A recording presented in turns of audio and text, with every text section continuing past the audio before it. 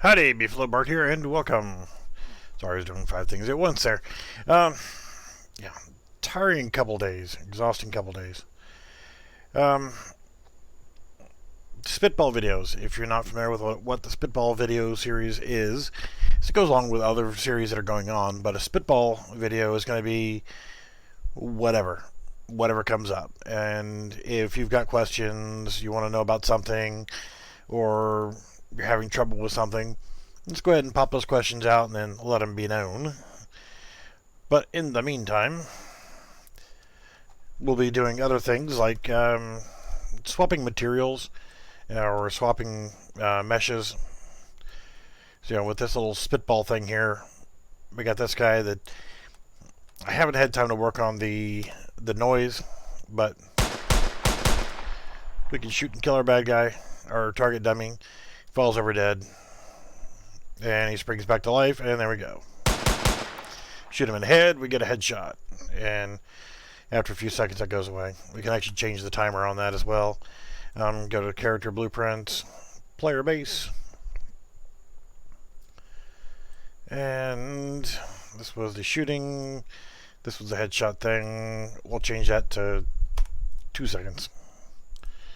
So it pops up, you see it, oh, okay, cool, and then it goes away. Alright, so I have added another asset pack in here. See, headshot is 100% kill. And we got headshot and poof, goes away. You can change the timer to whatever.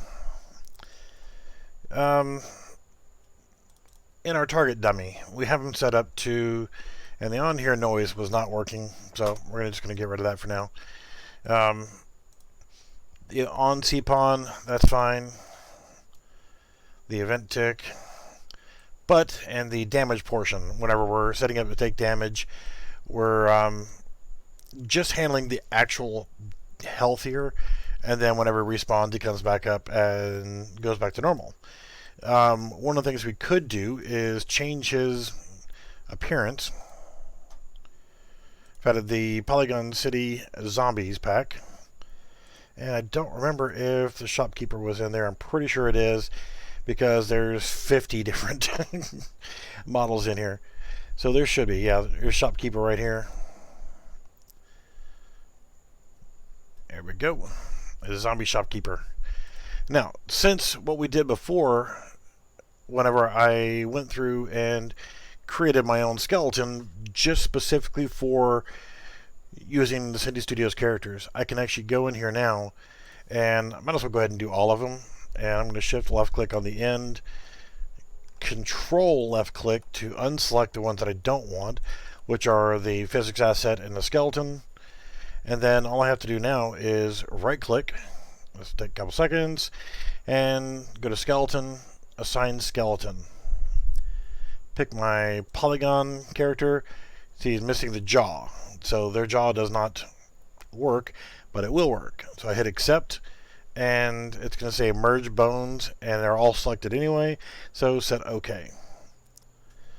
So unfortunately, you're going to end up having to click the skeleton, OK, skeleton, accept, and just keep doing this. You do that now once for every one of the ones that are selected, and if they all had that jaw, the bone has already been merged, so it's not going to, you can see it's there and there, so you don't have to do it every time. But you do have to do this every single solitary time. If I just wanted to do the one character only, I would just do the one that I needed, but there's no point not to go ahead and spend a couple moments go ahead and doing all of them. So if I wanted to bring in other asset packs, the characters that have a matching zombie would already be here if I wanted to convert them over. So, like I said, it takes a little while, but it's simple. Is all you're doing is saying, hey, use this skeleton. Hey, use this skeleton. And it seems annoying there's no batch to this. There are ways of doing batch conversions on things, but I've never been great at it. I've only done it a couple times. And I don't think I don't think there's a way of doing it that way. So unfortunately, it's this. You're doing it the slow method. If there is a faster way, yeah, please let me know, and I'll be glad to pass that along to everybody else. Because this can take up a little bit of time, especially when you're putting in 4, 5, 6, 7, 8 asset packs or more into a single. Because you're doing this method with each new asset pack for all the characters, and it will work for almost every one of the Polygon characters from Cindy Studios, except for some of the larger creatures from the Fantasy Hero Pack or Fantasy Adversaries. I might have to look at the exact name of it. You do the same process when you're retargeting, but they have to have their own skeleton. For some reason, it just does not convert over well. So, alright, that took a while, but it's done. But now, whenever we go in here, we can easily just change the skeletal mesh. Now, technically speaking, I could probably get away with doing the zombie skin, but we'll do it a little bit different way here. Our target dummy. Let's actually put in a check system in here. What I'll do is I'll scroll out and make sure I grab just this, and I'm going to move it. Why you decided you weren't going to go with everything else that was in that frickin' box, I don't know. But, okay, whatever. Just to get some more room to do a few more things in here. So what we can do here is we've done our health check in the beginning of event any damage, and we're subtracting the damage that we take from our current health. And our health, if it is equal to or less than 0, we're going to go through our death stuff. We can actually run from faults, which will be good from here. So it's not there. So what we can do here is now we want to do basically the same thing. We want to get this value right here, which is our health, current health, after damage has been taken away. So what I'll do is the same basic thing here, and I will do float. Is it equal to or less than or equal to, let's go with 75. Actually, let's go with 50. So we'll shoot him twice, and he'll go into this transition. And then, of course, we're going to need a branch node to plug that into. And we can plug this one directly into the faults from that one up there. So if it is not 0 or less than 0, then it's going to ask here, is it equal to or less than 50? If it is true at this point, then we can run this new bit of code here. So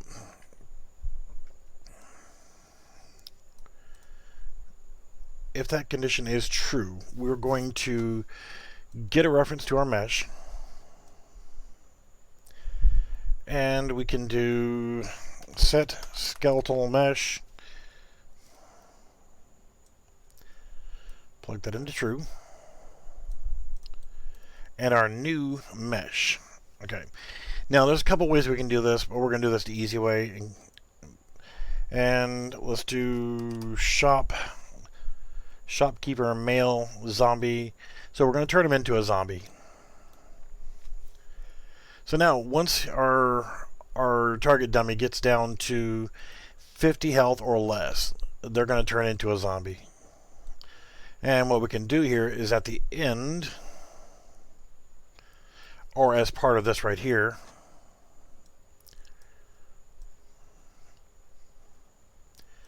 we'll just make another reference to mesh.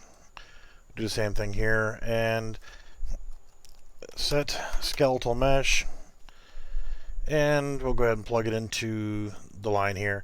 So when we do kill them and they come back to life, we want them to come back to life as normal. That'll be fine. So we just need to set the mesh back to shopkeeper, the normal one, compile and save. But we need to test it to make sure that it's going to do the right material. So let's go ahead and jump in here. 1, 2, there we go. He turned into the zombie. We kill him, and he should turn back into normal again. So yeah, we need to put that in afterwards.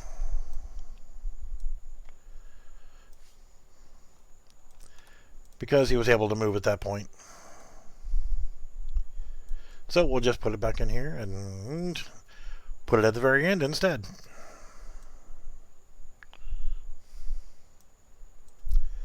So we don't want him to move at all until he's back to normal again.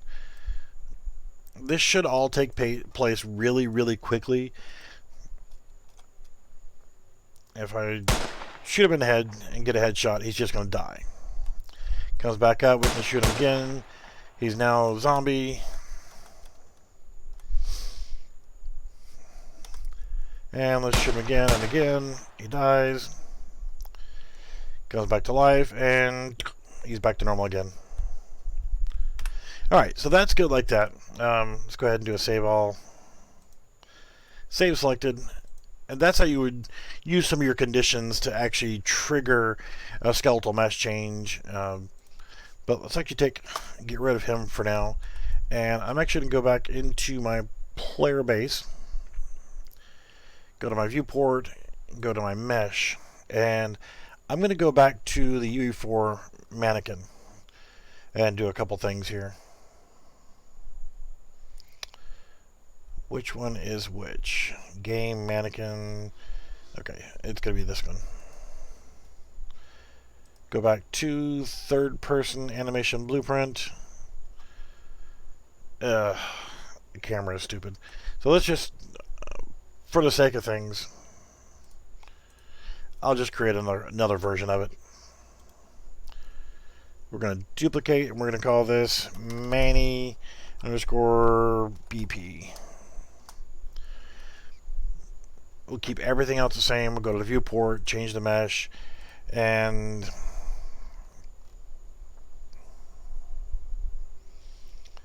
use that one. We'll use third person animation blueprint. We will stop real time. We'll grab the FPS camera, rotate it back the way it's supposed to be. Oh, that's just so annoying that it does that. And let's actually 0, 0, and 0.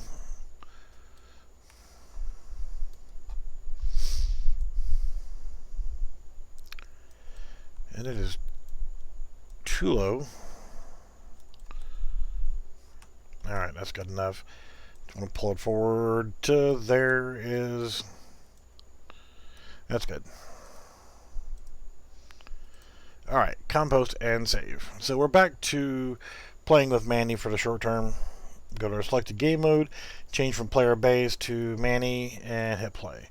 So we're back to our UE4 mannequin. When you're playing around with materials for your characters, a lot of things you can actually do.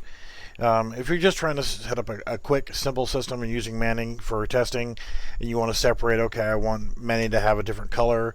If you're on the blue team, you need to be blue. If you're on the red team, you need to be red. Well, what else can you do, and that kind of stuff. Let's actually go to the Manny folder, character materials.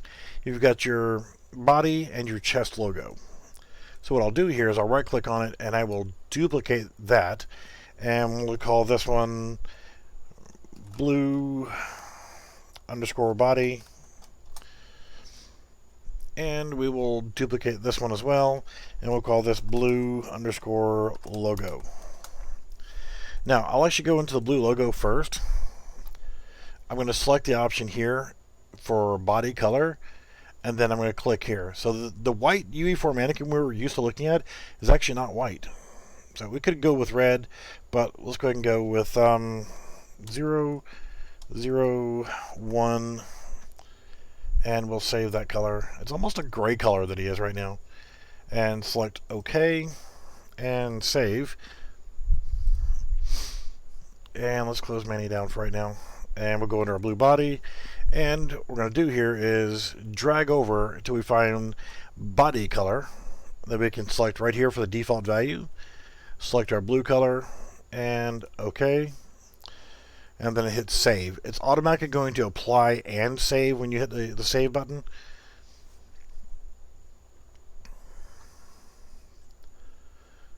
So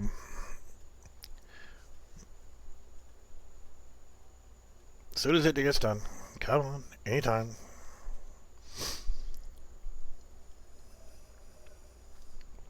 Okay, so now we've got a new material for our mannequin. So let's go back.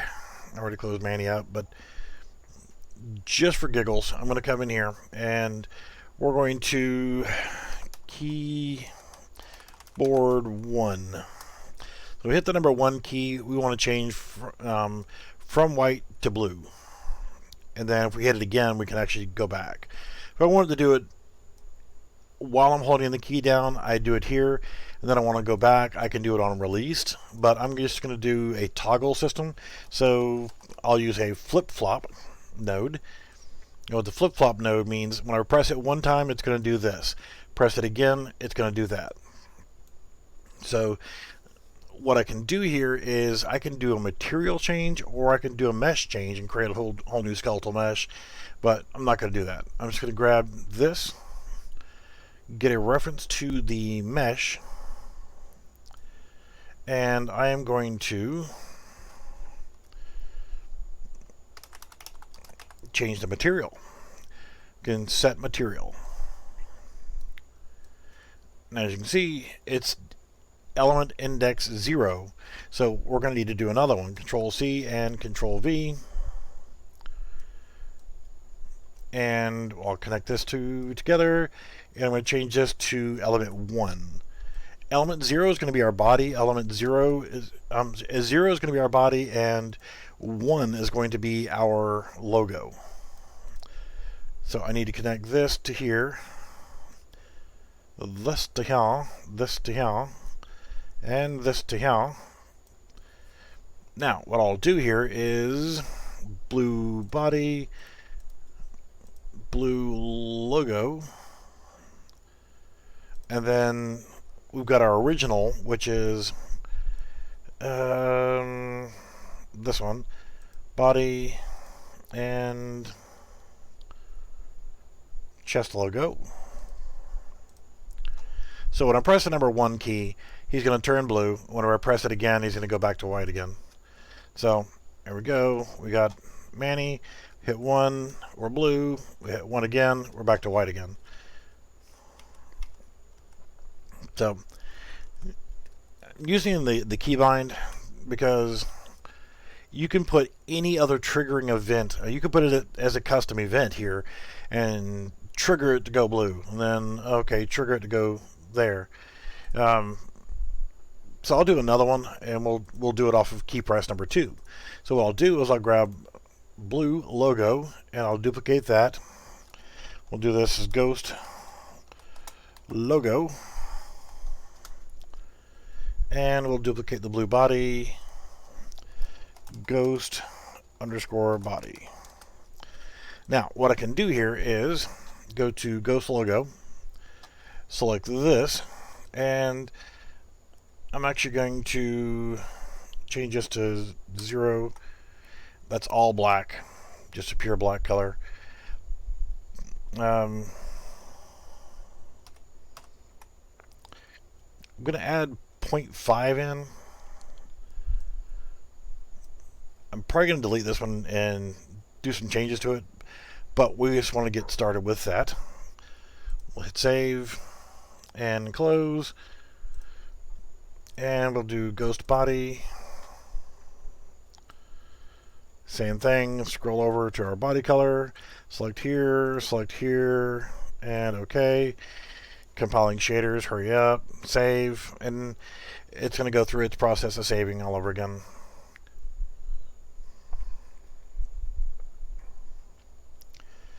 So we'll give it a minute to get caught up here.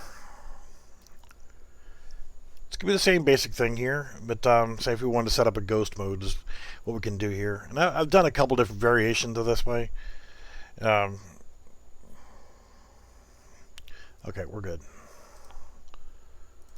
So all I'm going to do right now is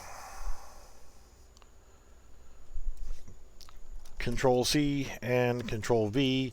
It's going to copy and paste. Select this, go here, keyboard, scroll down, change it to number 2, and we're going to go from this one, we'll change it to Ghost Body and Ghost Logo. So now we have 1 and 2.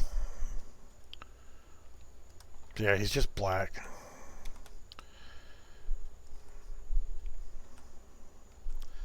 See, and here's where the issue comes in. I can sit here and cycle back and forth on the 1 key, but if I hit number 2 key, I'm going to change it to black no matter what it is. You could put variables in saying, can you do this? If yes, then do this. If no, then do that. And you can change parameters on conditions. Are you blue? If the answer is yes, then can I change to the ghost mode? Then the answer could be no. Because now, if I press the 1 key again, it's going to toggle it back to the white. It remembers the toggle status. So you're going to have to go through and decide how you want that functionality to work. But we're just kind of flip-flopping back and forth here. So by doing it the way that I just did, it did not change the masked out areas for the elbows and knees and that kind of stuff.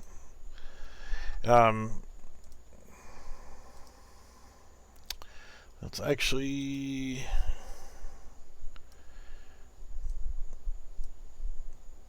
It won't let me just delete that one. I can delete all of them in the theme, but I can't just delete that one.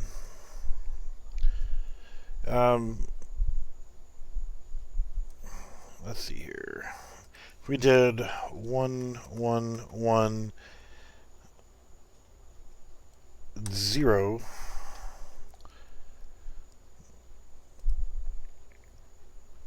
it doesn't really do much.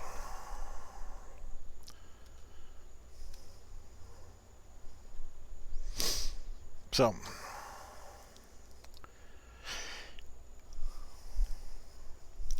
we can actually change the amount of saturation. Click there, and we can actually change it to a gray. You can pick whatever color you want, but it's just a simple way of cycling through the materials. Let's actually go back to the black one for right now.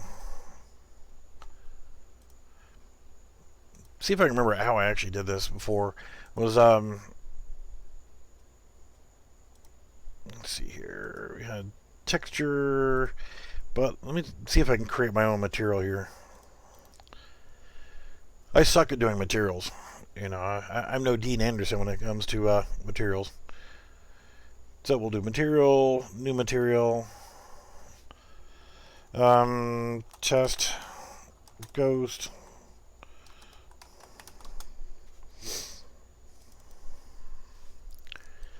and no, I didn't want that. Don't want a scalar parameter. Don't want a panner.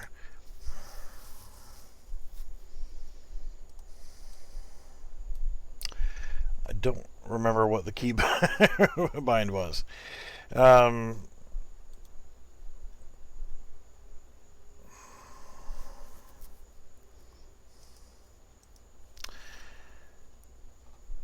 I need to spend some more time actually creating materials and modifying materials, because I really, let's see, soft opacity.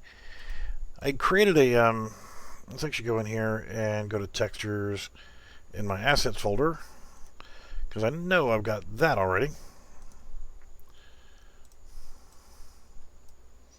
So I can actually just drag that in there.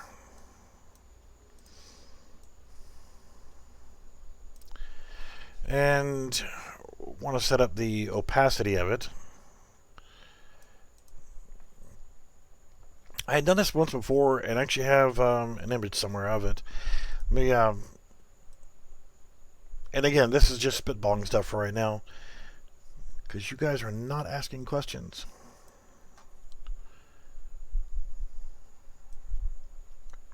Sorry, I'm actually looking for the image that I have of it.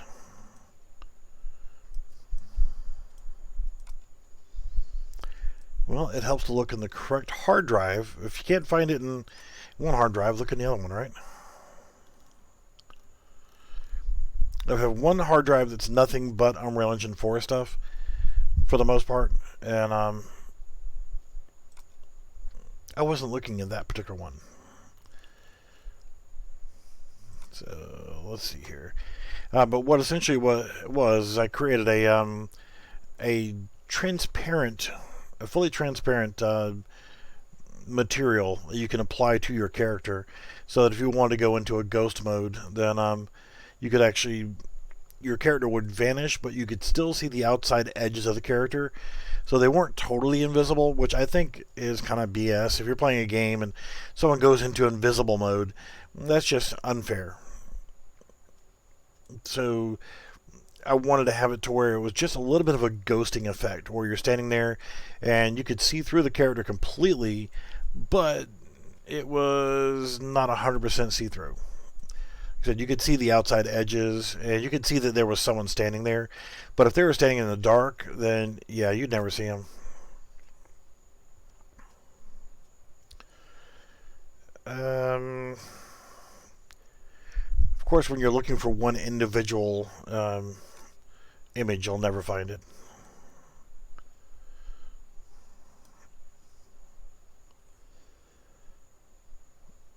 Yeah, that's always the frickin' case.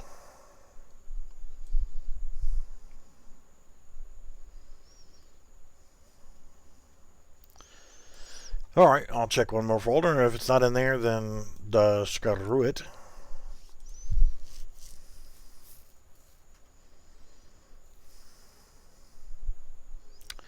Yeah, I don't see it. So, yeah, I'll have to come back to that to actually show the way it came out. And what it came out to be was essentially was that when you look at your character, instead of it being, just black or white or blue or whatever else, it actually made everything transparent. And let's see here, just goofing around. Like I said, I need to spend more time learning these things. I mean, I can plug it into emissive. You'll see what your thing looks like over there on the side. You get a preview of it.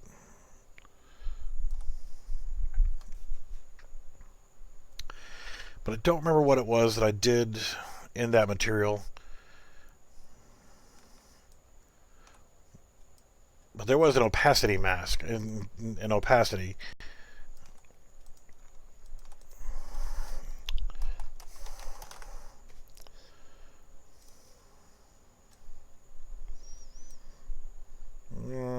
No, that's not going to do what I want. So, like I said, you guys got to jump in and ask questions when you come up with, how do you do this? How do you do that? That kind of stuff.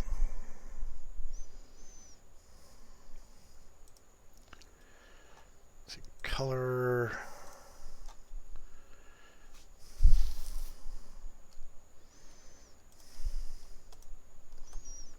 No, I don't want to bump offset.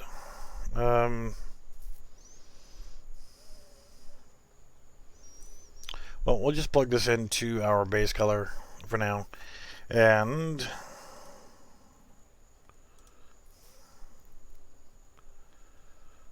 come on, give me a preview.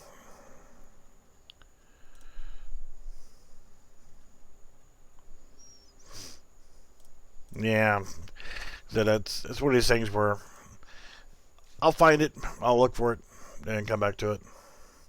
But changing materials, as long as you've got your material set up, then changing it over is not that big of a deal. As you can see, what we're doing here with the number 1, we're changing from the normal color to the blue color, and then we hit number 1 key again, it goes back.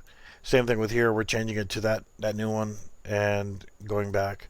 So you can actually, like I said, when you're setting up your conditions, you can use whatever condition you want to change your actual color.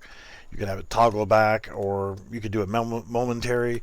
Same thing we talked about with this. Instead of using a flip-flop, you can actually run this for our key press. We press it, we turn black, and then when we let go, we go back to our white color.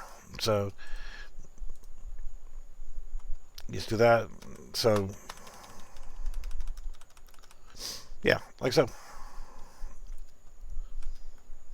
That's also the key difference of being able to use pressed and released versus using a flip-flop node. This is going to toggle things, this is going to be hold and release.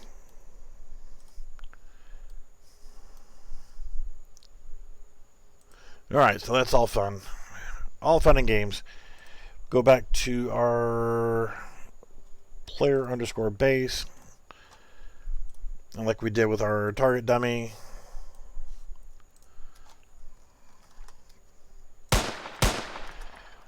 we shot him 2 times. He took enough damage to where now he's injured. He's bloody. Well, he's actually the zombie. But then we actually kill him.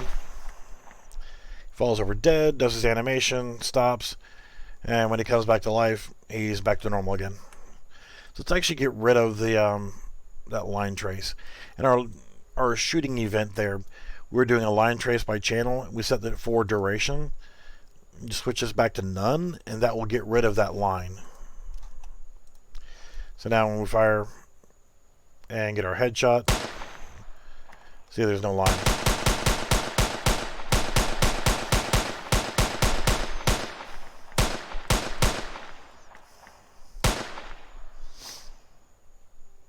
So I did in a previous video, I'd set up to where you could actually use something like this to where you have the normal state here, and then you have the zombie state. You can actually use that to do a slightly different kind of game mode, to where instead of killing the zombies, they're actually infected personnel or infected people. So you could use like the Polygon City Studios Polygon zombies or city zombies, because there's just a buttload of them. That match up with a lot of the other ones from the other asset packs. So what you could do, instead of I'm going out here, I'm going to kill zombies, instead, why not, if you're on the cured side and you're fighting against the infected, if you are going after the zombie, if you don't kill them, you can actually use a specific weapon. You can create like a syringe gun or a syringe. You administer a cure to them, and they would then fall down and convert from, like we're doing here, convert from the zombie looking mesh over to the normal mesh, and then now they also change sides. So they're no longer infected, so now they're on your team, and they will then go after the infected. And infected versus cured mode, essentially it's like a battle royale seesaw game where it could be 5 versus 5, 50 versus 50, and the cured have to go out or the humans have to go out and cure the infected ones and convert them over to their team. So if there's 10 versus 10 and I cure one of the infected, now it's 11 versus 9. If we cure another one, then it's 12 versus 8. Until there's either one team has nothing left, then that's when the game ends. So if there are no infected left on the map, then the cured side wins. But if there's the infected, if they attack and infect one of the cured, then the human then becomes an infected and they fight for that team. So one team or the other will win. It's like a team deathmatch. But every time you quote-unquote kill one of the enemy, they become your team. So then it's a matter of attrition trying to take out the rest of the people. So I think that would actually be a really fun game mode and a good alternative to just the battle royale games that are flooded the market over the years. Or zombie apocalypse games. Oh, let's go bash zombies. Been there, done that. You know, that game mode's done. So I think this will be a fresh game mode based off of that kind of idea. You could have hordes set up that are coming at you, and then whenever you cure them, then they just run off and go back to their normal daily lives until they're attacked by the next infected wave that comes through or whatever else. In fact, with one of the asset packs that I picked up from the marketplace, which was for AI soldiers, I may actually try doing that. Fighting in their death state when they die, instead of removing them from destroying the actor and getting it off of the battlefield, instead I wanted to add to the spawns, or change teams at that point. I think that would be awesome, and I would actually be able to go through and probably manipulate that asset pack to get it to do that. So I think that would actually be really cool. Really haven't paid much attention to the props, but inside the props folder you got an axe, got a lead pipe or steel pipe, part of a crowbar, a meat cleaver, machete, and a pair of scissors. So what kind of questions you guys got? This is a spitball video. You guys are supposed to be asking questions. And if it was going to be a spitball, then I would be doing more features on the golf game or more features on the car game.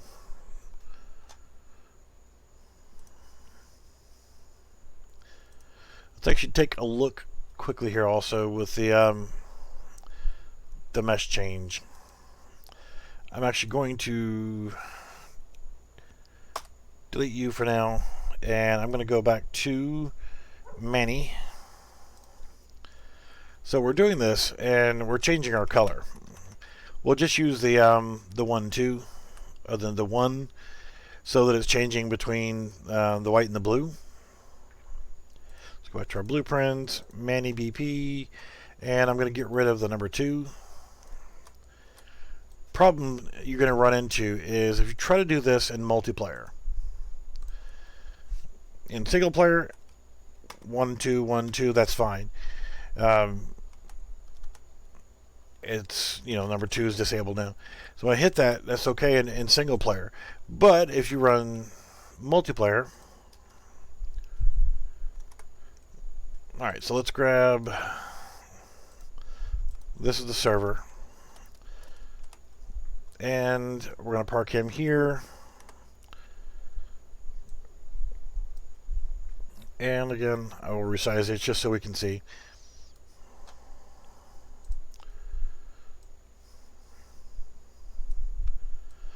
Alright, so with the server, now let's make sure the client can see. Alright, so we're side by side. This is the server side right here. If I hit the number 1 key, the server sees that he changed color. The server himself just changed himself to blue, but the client cannot see it. So I'm going to hit it again and go back to white. Now, the client, if he hits the number 1 key, he turns blue. See, this is the client, but the server does not see it. To kind of help explain the basic principles of multiplayer replication, this is where this system works for single player, but doesn't for multiplayer. So let's break this apart, and let's do this. And we're going to move you out of the way for now. And instead, we're going to do a custom event. If I could learn how to spell, add custom event. And we'll do client toggle blue. Again, a lack of a better name for things. And we're going to multicast that. Plug that in there.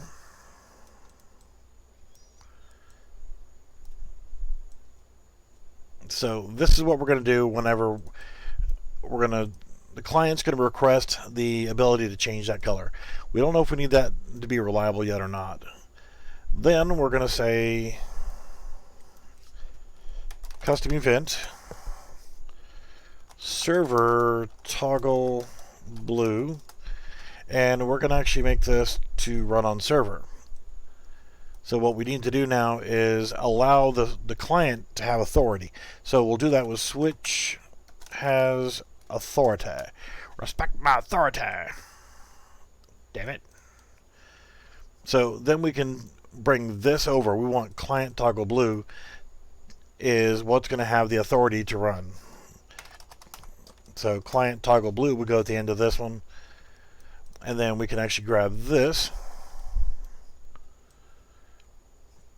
And now plug in server toggle blue. So what we're doing here is, what we're wanting to do is toggle between our materials here. And the server needs to be notified that the client has authority to run that ability. So now that when we press the 1, we're running this, which is here, allowing this, which is here. I'm definitely not explaining that good. So let's actually just quickly scale the screen so that I don't worry about changing it in my overall, because I don't care. Normally I'm doing this in a different monitor. Excuse me. Let's see. Yeah, this is the client. We're going to move him over here. And server, we're going to move him over here. So, okay, server on the left side. Press that. Now, both the client and the server saw that he changed to blue. Server has the authority to be able to do it. We're back and forth, so we can change it. So let's go to our client. Okay, we're on the client. We're on the right-hand screen, and we'll press 1, and hey, it works. The client and server both see that they're able to do that. See, easy enough. Very simple. That is the simplest form of building replication into an event. So if you were doing the same thing with changing your skeletal mesh or your static mesh, or changing that variable, or being able to do a line trace, you see now if the client is shooting, now they're not going to see the appropriate health because they're not configured in the blueprint for the health bar to actually report back the correct health. So if we don't have the kill stuff set up either, and you can see also as our player, we're shooting him, but it's going right through him because it's no hitbox. So we're doing this line trace event. And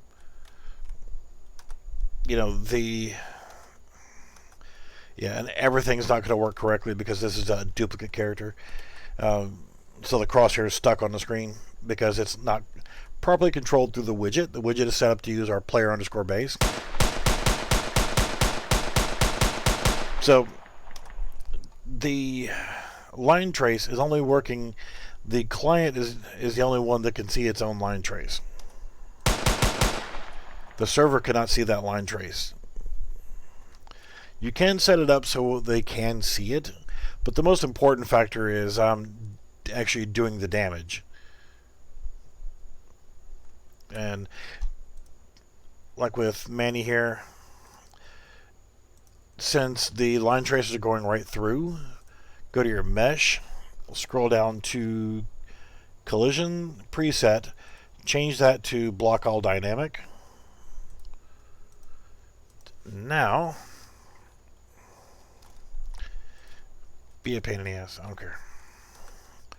When we shoot,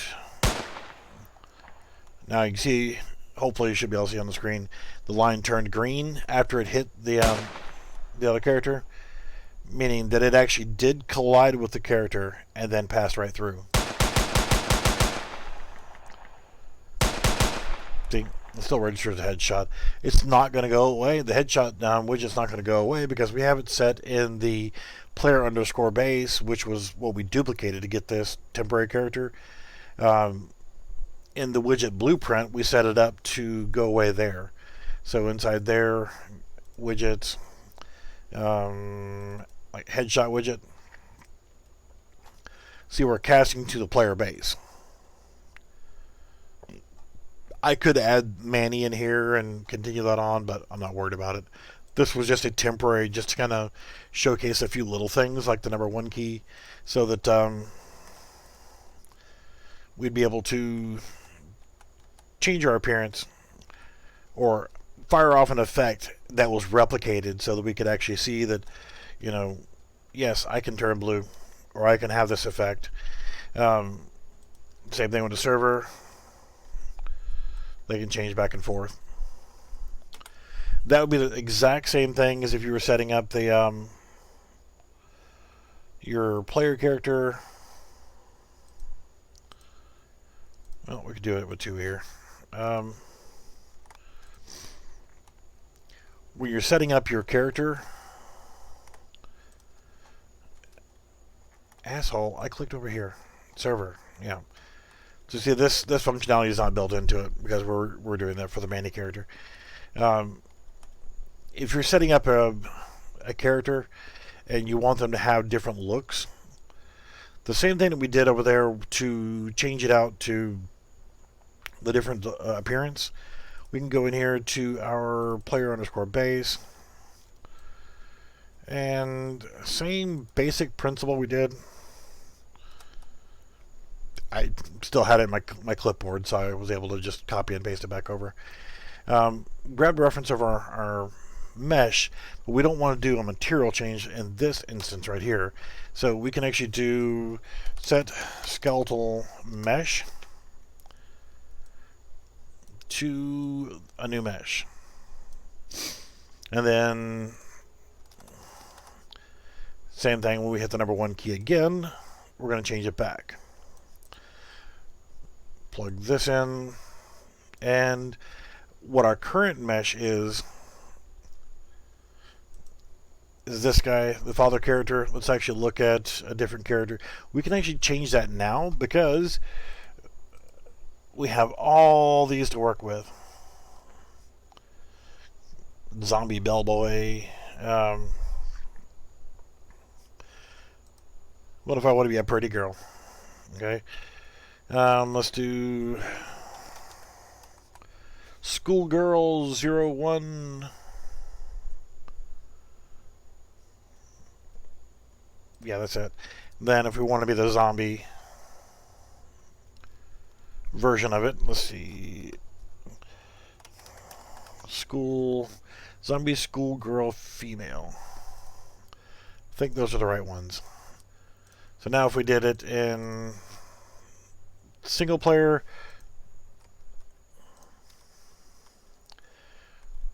we're her, we hit 1, and there we go. We can toggle between the zombie version. And again, to get this to work in multiplayer, we have to break this. Let's actually move everything over.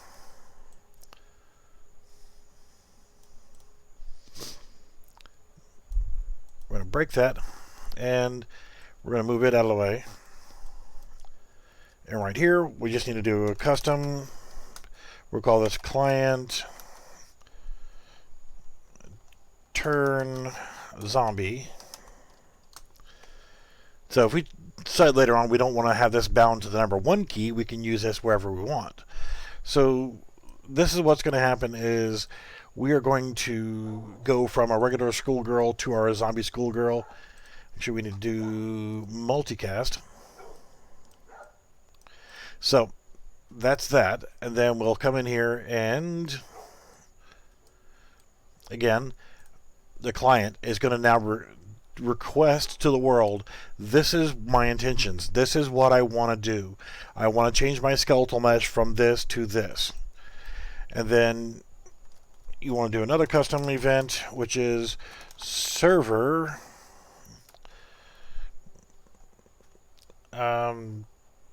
turn zombie. And we will do run on server. And we're going to say that we're going to switch on the authority of switch has authority. What has authority to run? The command of client turn zombie. So we're going to allow this event, which is this, to have authority to run whenever we run this command here. So now whenever I press the number 1 key, I want to run that command. So there it is. So in theory now, if we do 2 players, new pie, because everybody likes pie. Alright, such hatred. Why do you have to always ignore everything that I had for a temporary setting? Again, this doesn't do it whenever I move it off to a different monitor. Is not a problem. I'll tell you what's the problem is whenever I'm streaming and I have to keep doing this every time. So this is the server.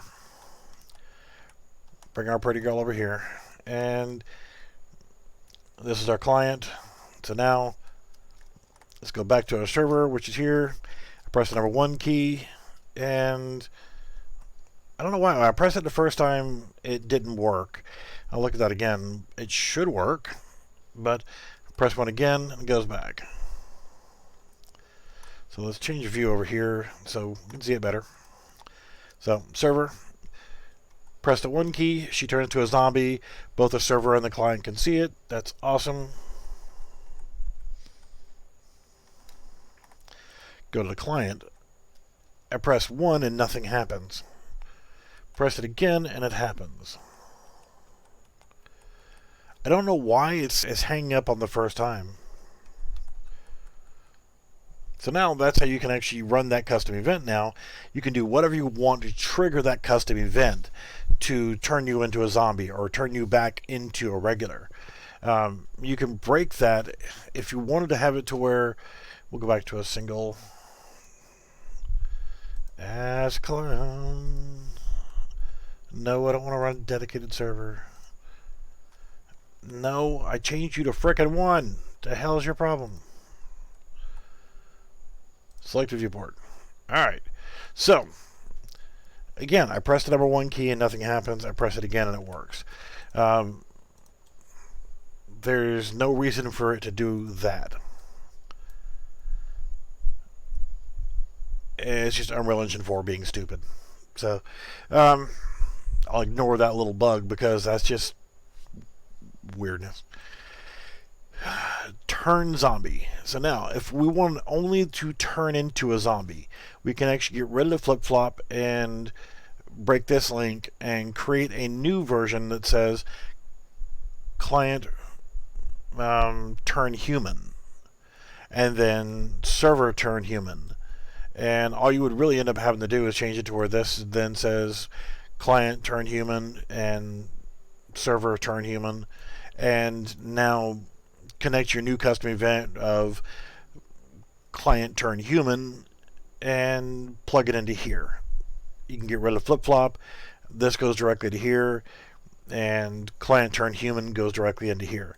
So what you can do is set it up to where whenever your player becomes infected after being attacked by an infected, then they become a zombie.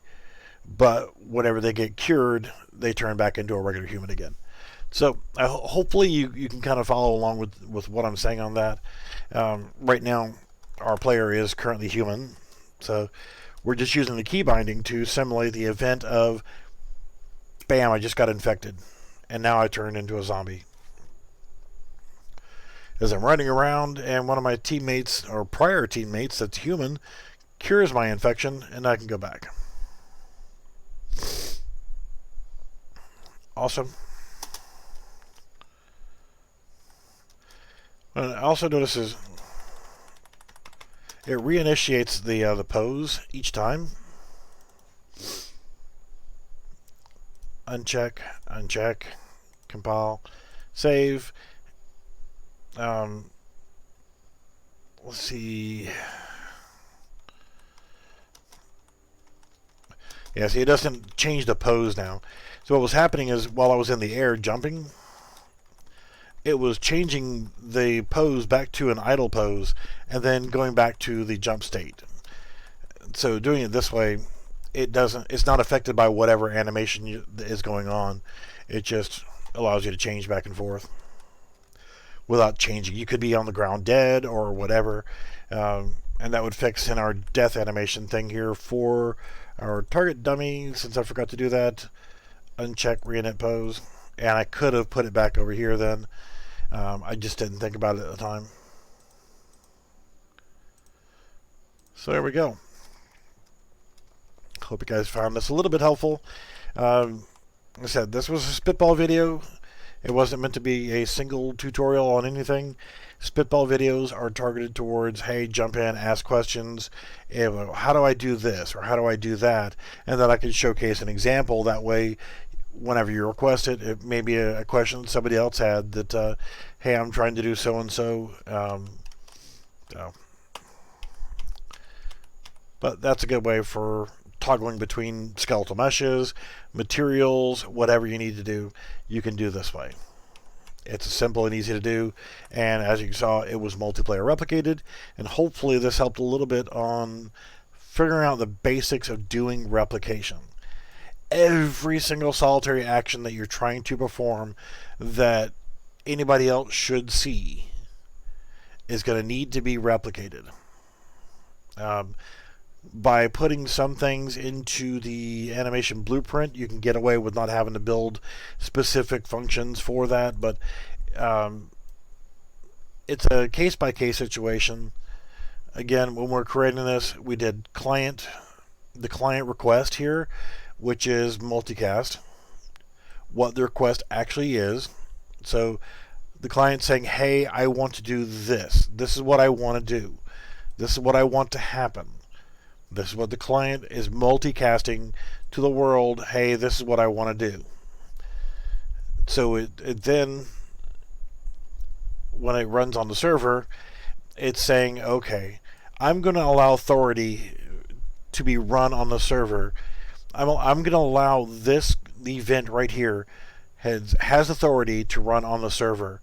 So this that's being called by here as a multicast is run on the server to tell everybody that this now has authority to do this. So now when we do our key press, we're running this custom event, which is, in this case, server turn zombie is right here. So I may not be explaining it correctly, but like I said, I hope that it gets the point across. I'm going to go ahead and wrap up the video now because I got to go check on Mom. As many of you may or may not know, I'm in care of my elderly mother, and I have to tend to everything for her, make sure she's well taken care of. Love your mom. Always love your mom. She's the only one you get. Take care of her. She took care of you whenever you were a child. And as we grow older, our bodies start getting, well, we revert back to being our early childhood. We were born, they slapped diapers on our ass and let us roam.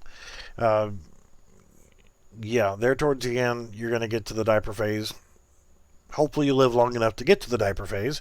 But yeah, I have to go make sure that she can get to the restroom, make sure she has enough water, monitor her fluids, her sugar intake, make sure she has food and drink, take care of her. I take care of my mother. I love my mom. Like I said, you should love your mom as well. You may get angry at your parents, but you know what? They're your family. You got to take care of your family. So I'm going to end the video, go take care of my family business, and then after I get done, if you guys got questions, let me know. I may jump back in and do another spitball video. I may do a golf video. I may do a car video, whatever video. I may say, screw you guys, I'm going home, and I might play some video games. Or I might even go to sleep. Or I might even watch some YouTube. Or I might even watch some damn Pornhub. I'm a grown-ass man. I can do whatever the hell I want to do. All right, guys. I love you guys, and not just when it's cold.